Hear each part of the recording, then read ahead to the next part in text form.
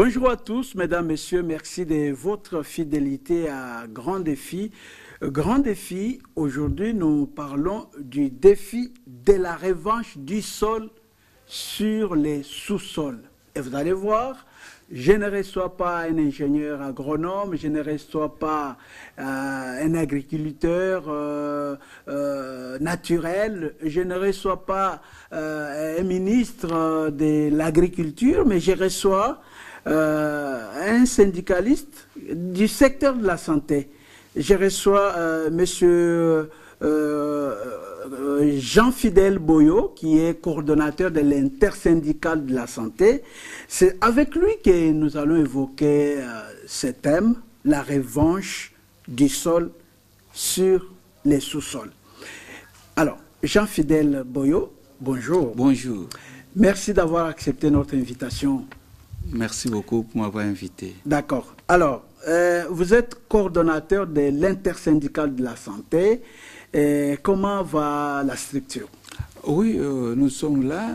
D'ailleurs, vous le savez, nous venons de dialogue avec le gouvernement à Biwa 4. On était en grève. Comme d'habitude, nous revendiquons le droit de cadre et agents du secteur santé. Eh bien, nous sommes attendus, mais nous attendons quand même les répercussions des engagements que le gouvernement avait acceptés à partir de la période du mois d'octobre. Et l'intersyndicale de la santé englobe tous les cadres du secteur santé, personnel de la santé. Ici, vous avez les médecins, les infirmiers, les administratifs, les pharmaciens, tous ceux qui travaillent à la santé. Eh bien, l'ensemble de ces syndicats, nous avons constitué notre intersyndicale de la santé dont je suis coordonnateur. Donc, c'est différent des autres syndicats ou bien vous faites l'association de tous les syndicats du secteur de la santé? C'est en d'autres termes plateforme des syndicats, parce que nous avons plusieurs syndicats à la santé, nous avons plus de 30 syndicats à la santé. Alors tous ces syndicats se sont réunis dans une organisation que nous appelons la coordination de l'intersyndicale de la santé. Là, si je comprends, même Sinamed, Simeco, Sipimeco, Silimed, Sinafaco pour les pharmaciens. Donc, et c'est vous qui êtes les coordonnateurs. Oui. Alors, vous avez dit que vos revendications ont été écoutées par le gouvernement. Vous pouvez dire bravo au gouvernement, Souminon? Bon, pas dire bravo, pas dire aussi négativement, parce que nous avons eu un engagement. Sauf que depuis les époques jusqu'à ce jour, le gouvernement n'a pas l'habitude de respecter strictement ses engagements. Avec cet esprit de doute-là, alors on ne s'est pas trop confirmé dès qu'on n'a pas encore touché. Mais au moins, il y a les engagements de bonne foi. Nous avons vu que c'est possible, c'est faisable, c'est réaliste, mais ce qui reste maintenant, c'est le gouvernement. Il faut que ça soit concret. C'est comme ça, c'est comme notre première négociation dont le gouvernement soumis, nous osons croire que lui fera l'exception par rapport aux autres, c'est-à-dire que matérialiser ce que nous sommes dit, et dès que ça sera matérialisé, on reviendra ici avec toute honnêteté pour le remercier dès que c'est fait. Donc, vous avez, dans un premier temps, fumé le calumet de la paix. Ah oui, bon, on a tenté de faire quelque chose. D'accord. Alors, aujourd'hui, je vous reçois, syndicaliste, c'est vrai, mais pour parler de la revanche du sol sur les sous-sols.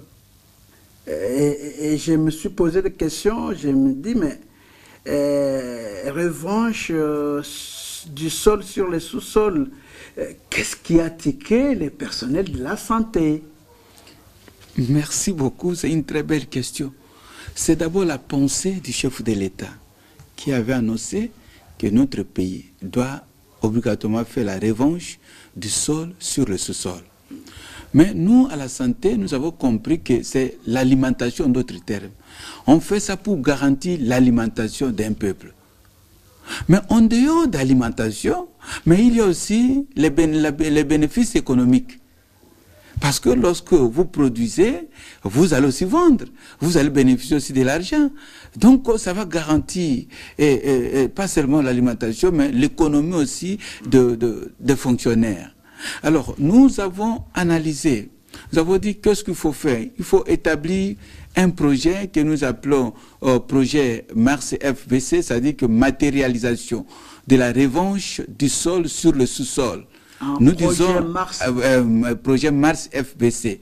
Okay. Alors, matérialisation de la revanche du sol sur le sous-sol, facteur bénéfique économique pour le fonctionnaire de l'État en général et cadre agent du secteur santé en particulier, parce qu'il fallait commencer quelque part. L'idée est de voir la situation économique du fonctionnaire de l'État. En tant que syndicaliste, voir la situation changer. Et voir la situation être améliorée. Sa situation socio-économique doit être améliorée. Aujourd'hui, en tant que syndicaliste, nous avons constaté pour tous les fonctionnaires de l'État, les agents ne veulent plus aller à la retraite. Parce qu'ils estiment aller à la retraite et c'est fini sa carrière, parce qu'après retraite, il n'a rien à faire. Mais si cet agent avait, par exemple, sa ferme, par exemple, si cet agent avait d'autres activités économiques, il allait partir calmement parce que la vie va continuer. Nous avons vu la volonté politique, on vient de nous ramener à la semaine anglaise, c'est-à-dire qu'on nous libère, on libère aux agents ou les fonctionnaires de l'État, on les libère le jour du samedi. On nous a toujours dit, le temps c'est de l'argent. Mais le jour du samedi là, les fonctionnaires vont faire quoi? Est-ce que c'est pour se reposer? C'est pour faire l'ambiance? Oh non! Le jour du samedi c'est pour produire. Le jour du samedi c'est pour s'occuper de sa famille. Le jour du samedi c'est pour résoudre le problème social de sa famille. Voyez, le jour du samedi, c'est le jour où le fonctionnaire doit capitaliser. Alors, nous sommes dit comment capitaliser ça? Comment capitaliser ça? Alors, il faut donner une possibilité pour capitaliser le jour du samedi. Une autre analyse, nous avons fait plusieurs grèves, particulièrement dans le secteur santé, et ces grèves sont plus motivées à la rémunération. Il est vrai qu'il y a d'autres points, mais le point central de tout ce que nous faisons à la santé comme grève, c'est la rémunération. Mais nous avons examiné nos barèmes, du plus petit au plus grand, de l'infirmier jusqu'au médecin, de l'administratif jusqu'au médecin. Mais nous rendons compte lorsqu'on fait la moyenne qu'il n'y a rien qui va changer sur la vie sociale d'un fonctionnaire de l'État en général et cadre du secteur santé. Même parce si que, on répondait comme on l'a dit. Même si on donnait... Ça ne va pas résoudre. Si je donne l'exemple, la moyenne, $500. Vous donnez à un médecin $500. Un médecin comme un médecin, selon la classification internationale de l'OIT, il doit être dans des conditions éthiques, dans des conditions acceptable par l'Hippocrate. Mais si cette condition, il ne peut pas louer, être locataire dans une maison de moins de $300. S'il est locataire, il paye $300 sur les $500, il va rester avec $200. Est-ce que les $200 vont couvrir les débuts du mois? Avec le transport, avec le problème social, les enfants étudiants, ainsi de suite. Nous nous rendons compte qu'il ne fera rien, ce médecin. Et même l'infirmier, c'est la même chose, l'administratif, la même chose. Bref, tout fonctionnaire de l'État, si nous prenons la moyenne, dès lors que le fonctionnaire de l'État estime changer sa situation socio-économique avec le budget de l'État, c'est impossible. Et on va continuer avec des grèves en grève. Ah ben, nous avons dit non, il faut proposer une autre possibilité pour combler à ce que l'agent retrouve. Comme nous avons le jour de samedi, il faut initier les fonctionnaires à développer la politique du revanche du sol sur le sous-sol. C'est-à-dire ici, nous parlons particulièrement d'élevage et agriculture. Et maintenant, il faut le faire dans le sens communautaire. Faire personnellement, ça coûte. Ça coûte, ça fait peur. Mais si nous réunissons un groupe pour développer ça, et avec l'organisation très rassurante à ce moment-là, nous pouvons faire quelque chose. Si aujourd'hui l'agent est capable de produire pour une année, par exemple, 500 kilos de maïs, plus de maïs, c'est pas maïs, je parle des animaux, par exemple, dans le cas de l'élevage. Vous voyez, par exemple, les porcs là-bas. Oui, si vous avez 500 kilos... Parce que vous parlez déjà de porc, on va y arriver. Oui. Mais parce que le porc n'est pas dans revanche du sol sur le sous-sol. Alors, j'ai suivi les ministres de l'Agriculture. J'ai suivi, lorsqu'il a lancé dernièrement la saison... la saison, lorsqu'il a lancé la saison de... la première saison, je crois, des semences, tout ça, il a parlé de la revanche du sol sur les sous-sols. J'étais au Parlement, les députés nationaux parlent de la revanche du sol sur les sous-sols.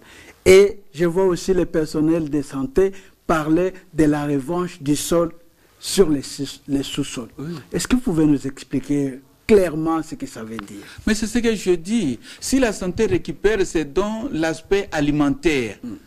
La revanche du sol sur ce que nous parlons, c'est dans un cadre alimentaire. Oh, l'alimentation fait partie de la santé.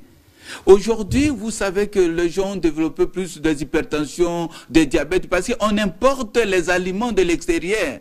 Aujourd'hui, à la fin de l'année, vous allez voir qu'on va importer les riz à partir de la Chine, mais de la qualité dont on ne maîtrise pas. Mais ici, chez nous, nous pouvons produire les riz.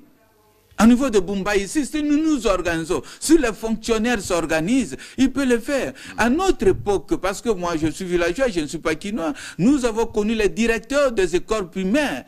Chaque directeur avait des fermes, il avait des plantations. Il avait l'élevage. Et c'est comme ça que les familles des directeurs étaient des familles modestes. Ce n'est pas seulement avec le revenu de l'école que les directeurs étaient mieux.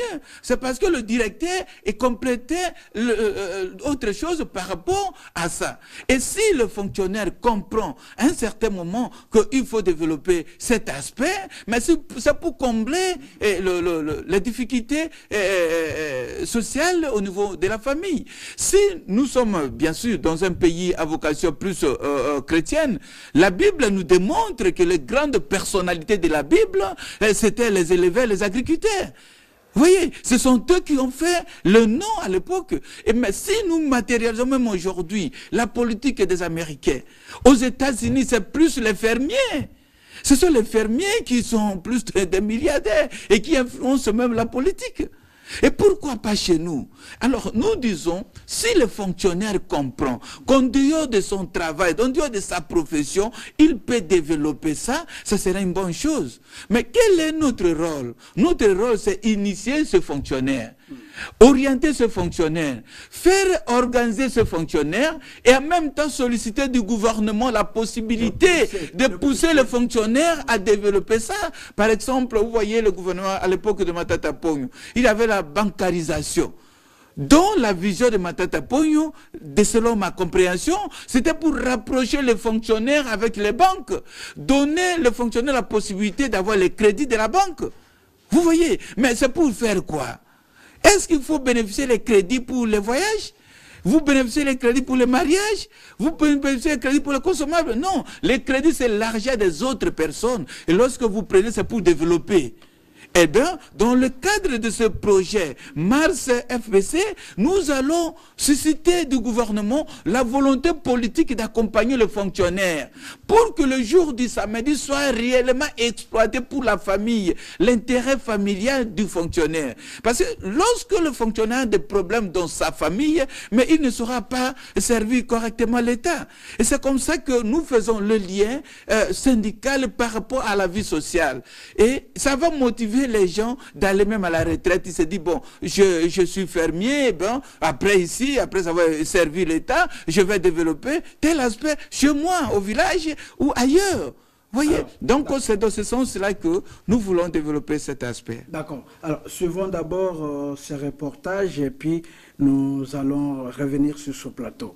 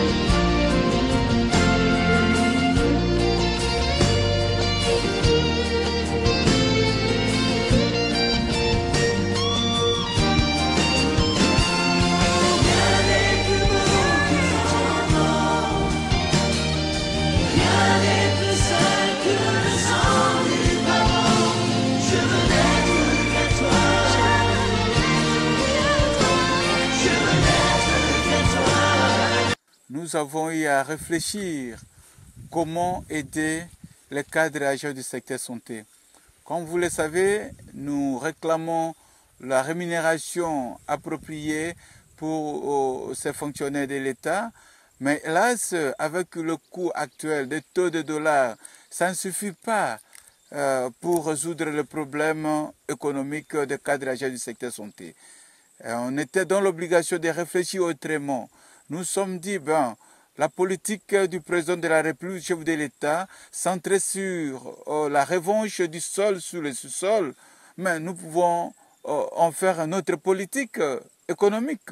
Raison pour laquelle notre organisation syndicale a eu à réfléchir sur le grand projet de matérialisation de cette politique de la revanche du sol sur le sous-sol, exactement pour le bénéfice économique des cadres et agents du secteur santé.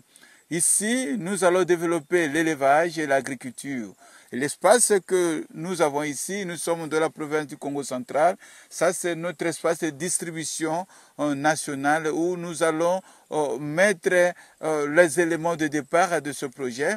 Bien sûr, avec l'esprit d'élargir ce projet dans toutes les provinces de la République démocratique du Congo. Nous avons l'espace de 5,5 hectares pour lancer le projet et nous osons croire que Dieu nous fera grâce pour matérialiser cela parce que nous sommes les professionnels de santé. Nous ne pouvons pas nous limiter à l'hôpital. Il faut aussi contribuer sur le plan alimentaire. Ici, nous sommes dans une approche d'alimentation. Et l'alimentation fait partie aussi de la santé. Donc, nous sommes toujours dans notre concept de base qui n'est autre que la santé. Et nous avons fait un effort de contacter les autres syndicats et d'ici là avec la coordination de l'intersyndicat de la santé dont je suis le coordonnateur, nous allons motiver les uns les autres pour initier le cadrage du secteur santé. Vous le savez très bien que le gouvernement vient de céder le jour du samedi pour que les agents ou les fonctionnaires de l'État puissent faire quelque chose. Mais ce jour-là du samedi, qu'est-ce qu'il faut faire? Il faut avoir des projets. Et nous estimons qu'avec ce type de projet, le samedi sera exploité par les cadres agents du secteur santé pour leur bénéfice économique, pour leur production, pour leur développement. À ce moment-là, ça va garantir aussi le peuple, ça va aussi aider les uns et les autres.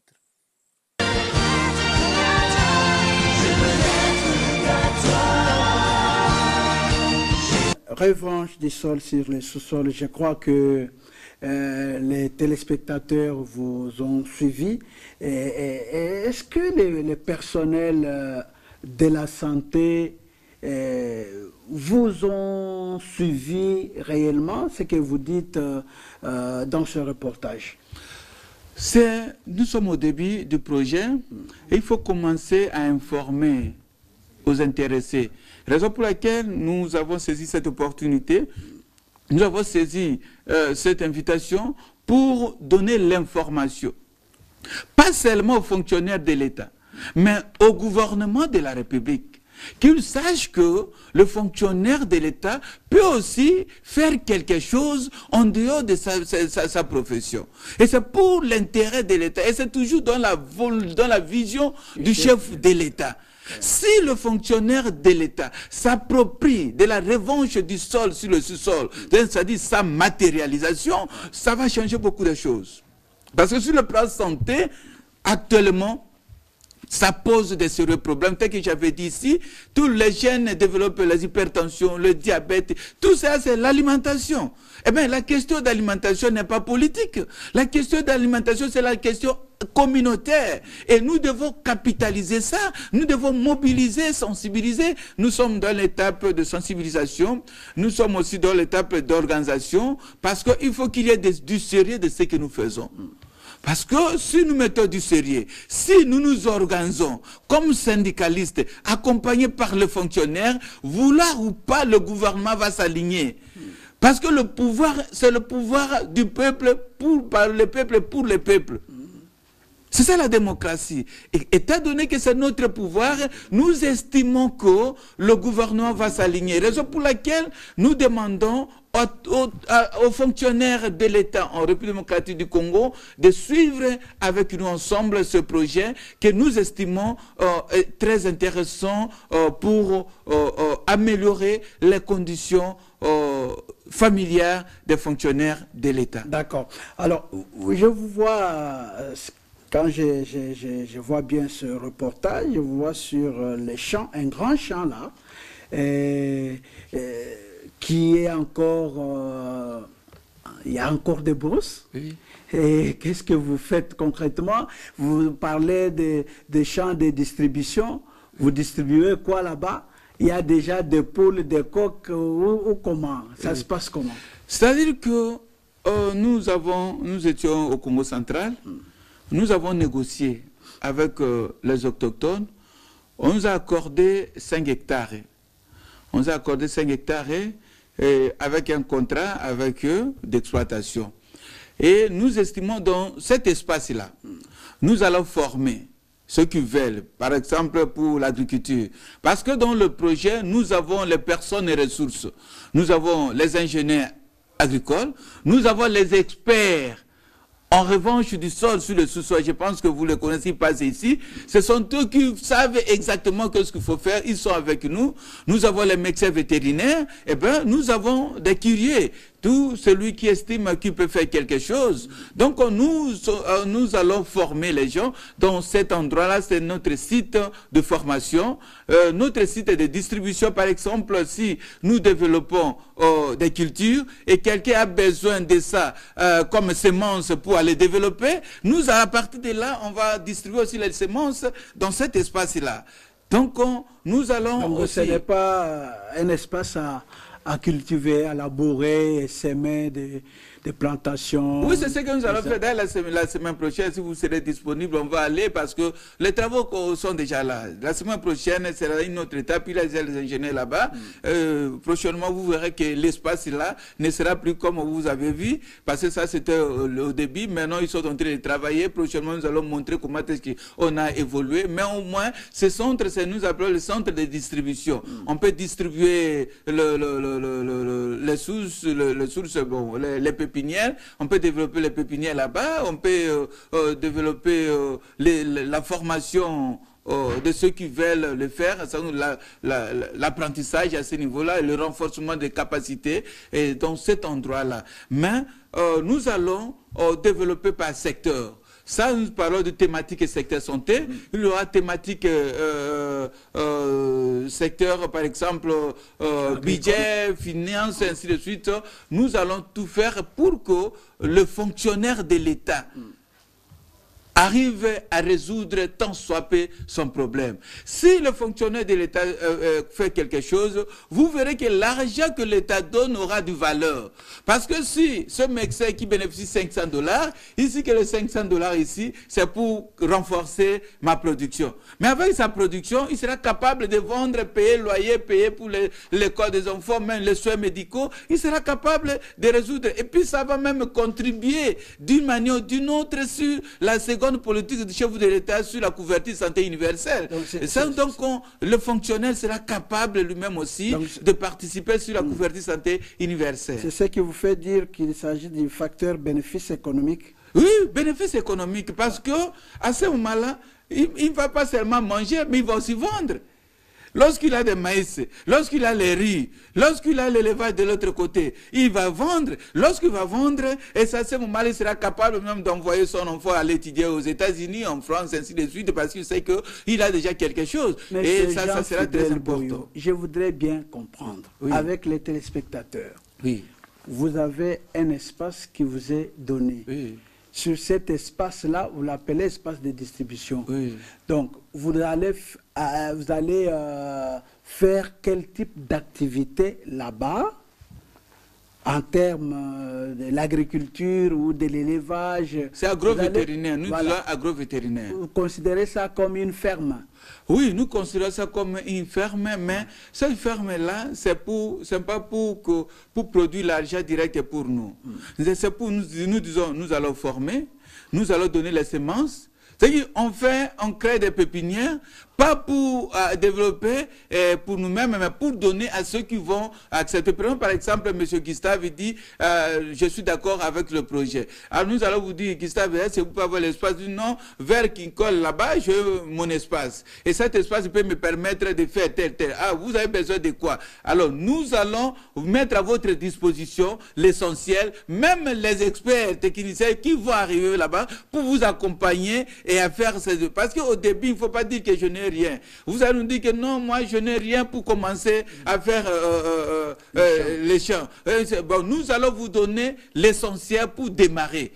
Et lorsque vous démarrez, nous allons vous donner même les conditions d'encadrement parce que les gens ont l'habitude de détourner. Il faut qu'il y ait encadrement, il faut qu'il y ait supervision. Parce que faute de quoi on vous retire.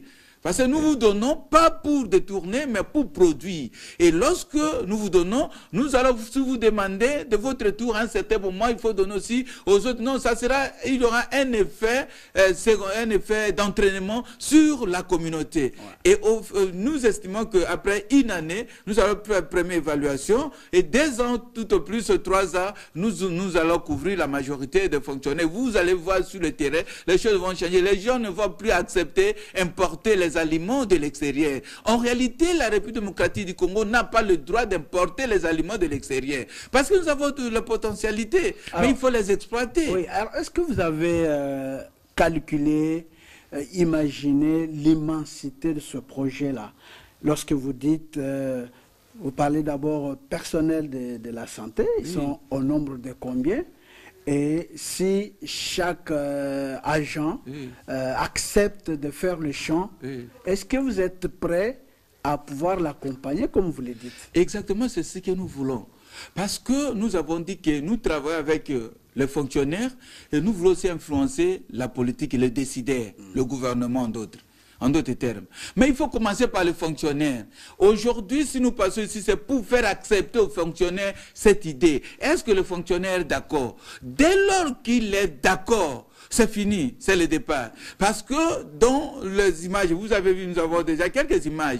Mais d'ici là, nous avons estimé que dans 2 semaines ou 3 semaines, nous serons au Kasaï central et puis à l'Équateur pour lancer aussi les centres de distribution dans chaque province. Vous voyez, nous allons lancer dans chaque province. Vaste, oui. C'est comme ça que nous sommes montrés aussi de sélectionner les gens crédibles. Dès le départ, nous ne voulons pas que les gens aient l'idée que nous avons besoin ici pour détourner, non plus. Il faut prendre les cerveaux, les têtes pensantes qui travaillent pour l'intérêt de la nation.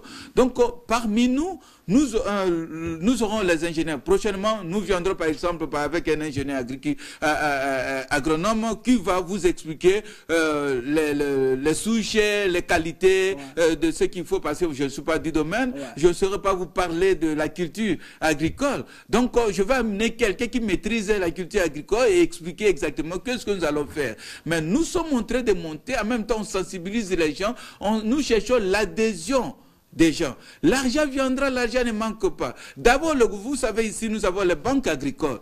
Les banques agricoles donnent des crédits. Mais ils ne vont pas donner un crédit aux individus comme ça. Okay. Une banque agricole ne peut pas donner aux coopératives, oui, on donne aux organisations. Oui, si vous dites par exemple, nous avons pris la thématique du secteur santé.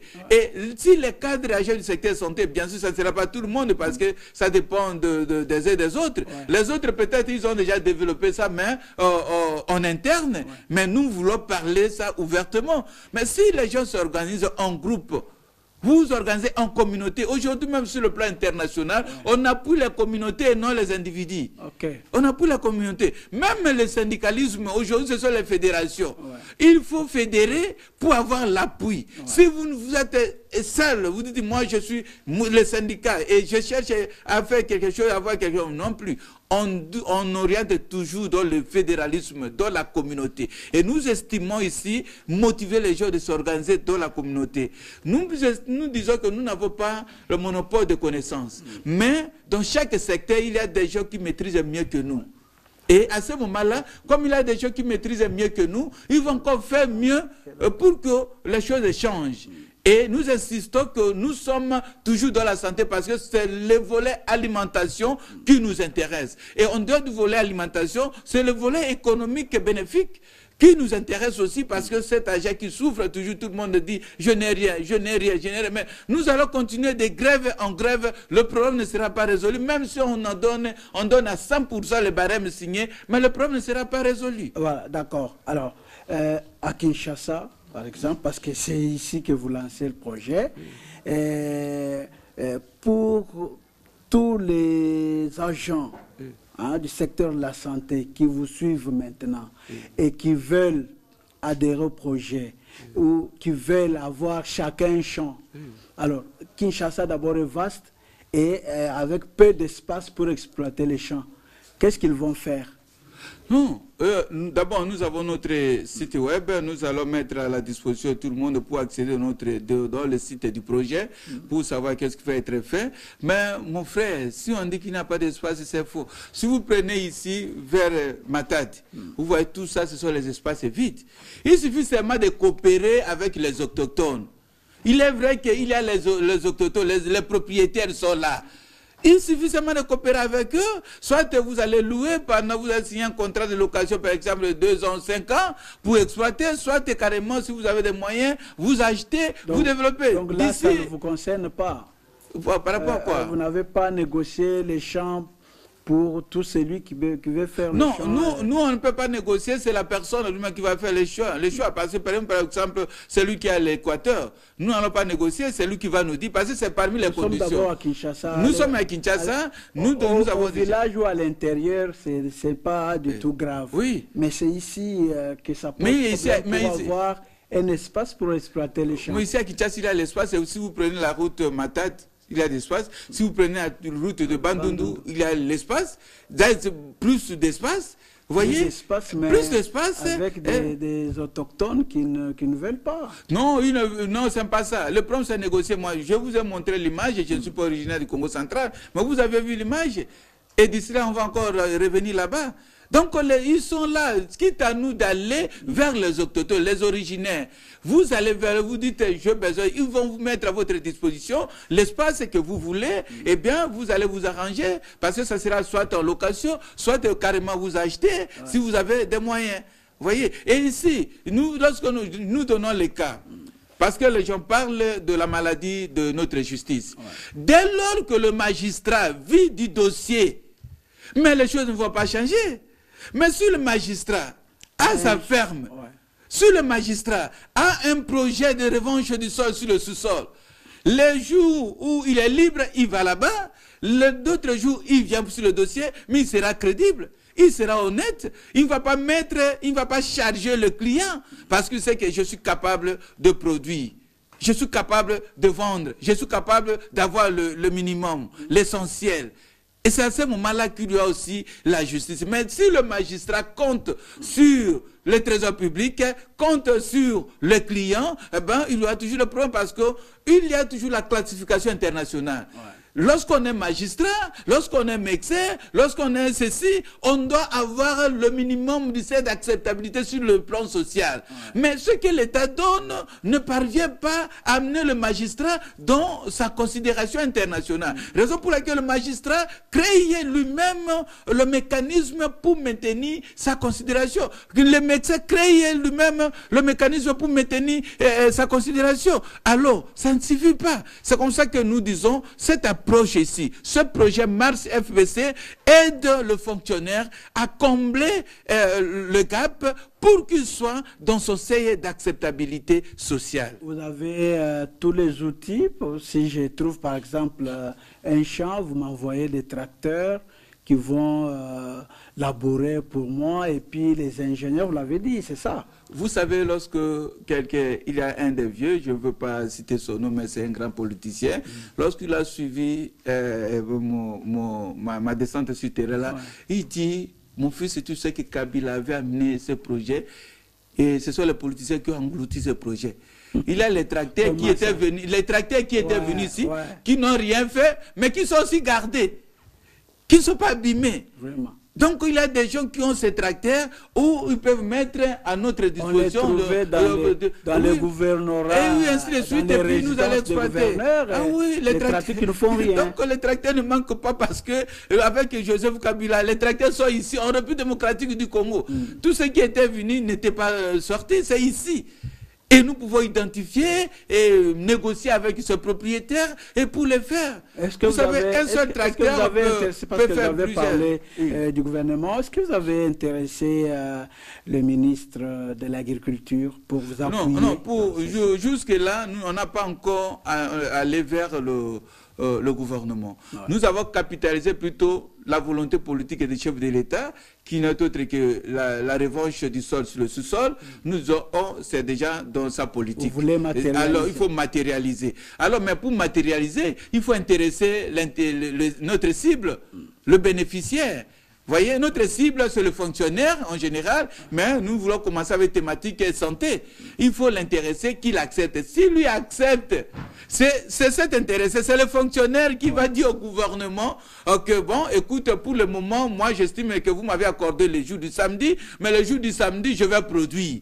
Mais pour produire, je manque les crédits. Mais faites tout pour que la banque, votre partenaire, me donne le crédit, comme ça, le jour du samedi, je peux capitaliser. C'est à ce moment-là que nous allons revenir pour voir le gouvernement, bien sûr, représenté avec le secteur agriculture. Pour le débit, là, qu'est-ce que vous faites?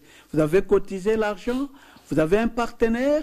Vous avez une banque de crédit agricole qui vous soutient au début, ou bien vous faites comment? Tout ce que vous avez vu là, c'est nos contributions. Les syndicats vivent avec les contributions de ses membres.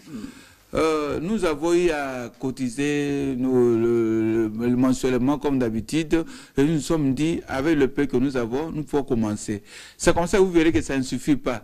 Mais de tel type de projet, vous commencez avec 5 hectares, et ça va représenter quoi? Ça va pas représenter quelque chose. Mais il faut commencer quelque part. Parce que c'est aussi à titre expérimental. Lorsque nous allons constater les échecs, ça va nous permettre d'améliorer. Nous avons dit que nous serons bientôt au Kassai central et à l'Équateur et dans d'autres provinces aussi, parce que nous estimons faire le projet dans toutes les provinces. Parce que dans toutes les provinces, les ressources humaines sont là. Dans toutes les provinces, nous avons les agronomes. Dans toutes les provinces, nous avons les espaces. Dans toutes les provinces, nous avons les qualités. Vous voyez, quitte à nous seulement d'orienter l'organisation, de montrer du sérieux, de montrer la détermination. Et nous estimons que si les fonctionnaires de l'État acceptent dans sa majorité, le gouvernement va s'aligner. Et le gouvernement va s'aligner parce que c'est la politique du gouvernement. Ouais. C'est la politique du chef de l'État. Et ça ne va pas seulement dans le sens de la matérialisation du sol sur le sous-sol, mais ça va aussi influencer même la couverture santé universelle. Comment ça? Parce que si vous avez quelque chose, vous avez quelque chose pour les soins, tu auras la capacité d'aller à l'hôpital. Mais si vous n'avez rien, il y a des gens qui meurent parce qu'ils n'ont pas de soins. Il manque quelque chose. Un fonctionnaire de l'État, lorsqu'on lui donne 200, 300 000, ça va représenter quoi? Maintenant, pour faire l'examen seulement, examen médical, on lui demande 100 $. 100 $, c'est presque 300 000. Mais lui bénéficie moins de ça. Mais il y en a qui pensent que M. Boyo veut encore ajouter les dépenses sur celles que nous avons déjà. Lorsque vous me demandez de faire un champ, j'ai trouvé par exemple l'espace, mais on me paye mes 200 000, mes 300 000, je dois encore aller avec ça dans le champ ou c'est comment? Au contraire, si vous voulez le faire seul, ça pèse.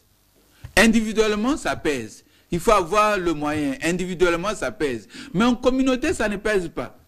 Parce que dans notre tradition, d'abord, nous avons le système qu'on a toujours appelé l'Ikelemba, par exemple. On a toujours fait l'Ikelemba, restourne. Ouais. Chez nous, non? Donc, si vous êtes à 10, si c'était 100 $, 100 $, 100 $, 100 $, à 10, vous avez déjà 1 000 $. Ouais. À 10 personnes, vous avez déjà 1 000 $. 1 000 $ en francs congolais, c'est 2 800 000 ou 2 900 000. 2 900 000. Et 2 900 000, vous commencez déjà quelque chose.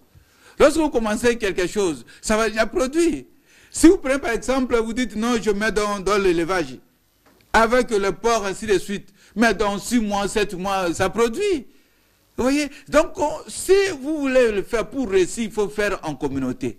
Si vous voulez le faire individuellement, ça pèse. Mais malgré ça, malgré que vous faites en communauté, ça ne va pas aller vite. Pour aller vite, il faut avoir l'appui du gouvernement. L'appui du gouvernement, ce n'est pas demander au gouvernement de donner l'argent, mais le gouvernement mobiliser ses partenaires qui ne sont que des banques pour donner des crédits. Okay. Mais nous devons garantir la banque et la bonne gestion de ces organisations. Okay. Nous savons que vous êtes un nombre de combien? 10, 20, vous estimez que vous faites votre projet où on vous oriente qu'est-ce qu'il faut faire. Et on cherche qu'est-ce que vous pouvez bénéficier, comment gérer ça.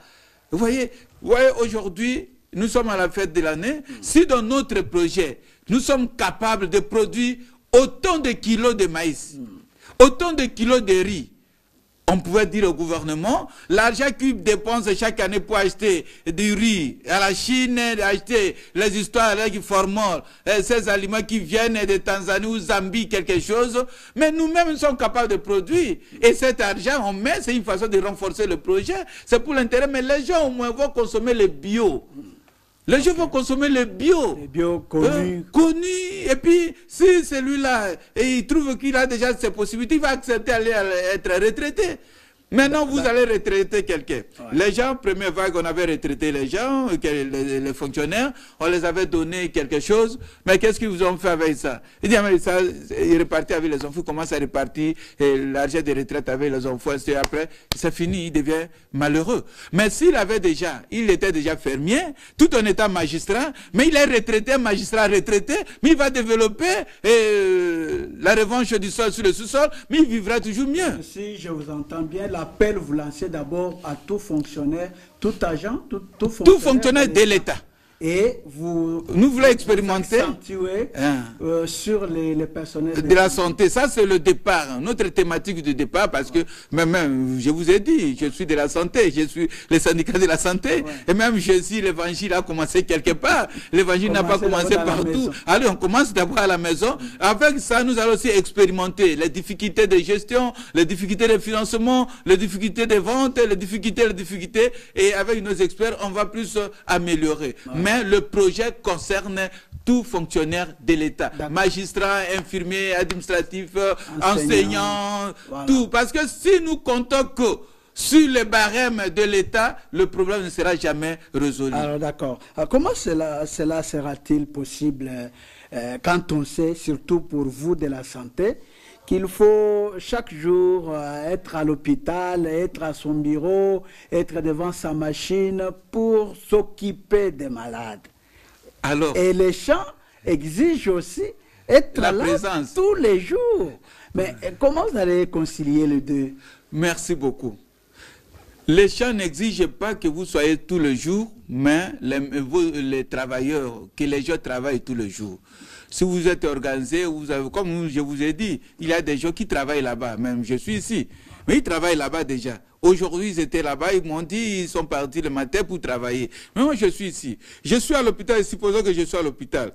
Mais il faut savoir que même à l'hôpital, on donne toujours le jour du repos.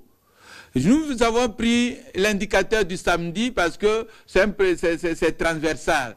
Ça, c'est le jour officiel, le jour transversal de tout fonctionnaire, le samedi. Mais ce jour-là du samedi est adapté par les spécificités, comme par exemple à la santé. À la santé, nous avons le jour du repos selon les horaires. Tu as fait 2 jours de garde, tu as 2 jours de repos. Mais pendant tes 2 jours-là, tu vas coordonner les activités sur le terrain. Le problème, c'est pas toi-même être cultivateur, mais coordonner l'activité agricole. Donc, vous allez coordonner. On ne va pas tenir là où... Non, c'est pas à toi de rester. J'ai donné l'exemple ici. À l'époque, on avait des directeurs qui avaient des plantations. Mais il-même ne travaille pas. Lui, il était à l'école tous les jours. Il n'a jamais abandonné l'école pour aller dans sa plantation. Mais pendant le repos, il est là, il coordonne, il a des gens qui travaillent, et ainsi de suite. C'est ce qui avait même fait la politique de pronatalité en République démocratique du Congo, parce que nos ancêtres, nos vieux pensaient que les enfants, ce sont les mains-d'œuvre. Il dit non, je dois mettre plus d'enfants parce que ces enfants vont cultiver, ces enfants vont exploiter l'élevage. On produisait les enfants comme main-d'œuvre pour le développement. C'est comme ça que notre pays est pronataliste et nous aimons plus faire les enfants. C'était dans ce sens-là. Mais aujourd'hui, nous sommes en train de perdre d'une manière ou d'une autre notre qualité de départ, nos valeurs. Et pourtant, nous disons, nous devons transformer les matières à la manière pour réussir avec des valeurs. Donc, ce projet, c'est un projet de transformation de la matière à la manière. D'accord. On termine parce que notre temps est affilé. À partir de, vous avez dit, le mois prochain, vous serez dans des provinces. Oui. Et vous allez lancer le même projet de la même manière. Oui, oui. Sensibiliser les fonctionnaires. Exactement. Et créer un centre de distribution provinciale dans le départ. Ouais. Et nous allons mettre les comités au niveau de province, ceux qui sont là-bas, et même savent qu'ils peuvent faire, mais nous insistons sur la crédibilité, sur l'honnêteté, sur le sérieux. Donc c'est pour l'intérêt général, chacun de nous. Les provinces qui vont accepter facilement, qui vont développer ça, c'est plus mieux. Si nous développons cet aspect, nous allons résoudre assez de problèmes, même nos familles, les problèmes sociaux au niveau de nos familles, ces problèmes seront résolus. Et la santé en général, ça sera mieux pour le peuple congolais. Voilà. On a fini. Un dernier mot. Adressez-vous maintenant aux agents fonctionnaires de la santé qui vous écoutent en train de leur parler. Merci beaucoup. En tant que syndicaliste, nous avons initié une autre possibilité de retrouver la vie sociale d'un fonctionnaire de l'État en général, mais tout en commençant par la thématique du secteur santé, c'est-à-dire les cadres agents du secteur santé. C'est là où nous allons exploiter. Et nous avons eu le projet, nous appelons ce projet Mars FBC. Donc, la matérialisation de la revanche du sol sur le sous-sol, facteur bénéfice économique pour le fonctionnaire de l'État congolais. Mais maintenant, nous avons développé l'aspect du secteur santé, c'est pour les cadres et agents du secteur santé. Nous vous demandons de s'adhérer, d'exprimer, d'orienter, mais de s'approprier de ce projet. Nous estimons que c'est un projet d'assurance vue. Ce projet, c'est la transformation de matière à la manière pour réussir avec des valeurs. Nous devons créer nos valeurs. Tu es magistrat, tu es médecin, tu es infirmier, administratif, enseignant. Initions-nous, organisons-nous, mettons du sérieux dans ce projet. Ça sera très bénéfique pour le fonctionnaire. Et ensuite aussi, nous estimons que le gouvernement nous suit. Le gouvernement aussi doit disposer la possibilité pour s'aligner dans la volonté du peuple. Le peuple veut être développé et les exemples sont là. Les États-Unis se sont développés plus avec le fermier et nous avons vu dans la Bible les grandes personnalités de la Bible, ce sont des fermiers. Merci. Et puis nous estimons qu'avec l'approbation de tout le monde, ça ira. Merci Jean-Fidèle Boyo. Je rappelle que vous êtes le coordonnateur de l'intersyndicale de la santé. Merci beaucoup. Voilà, merci mesdames, messieurs, merci à vous tous qui nous avez suivis. Merci à l'équipe technique. La suite au prochain numéro. Au revoir.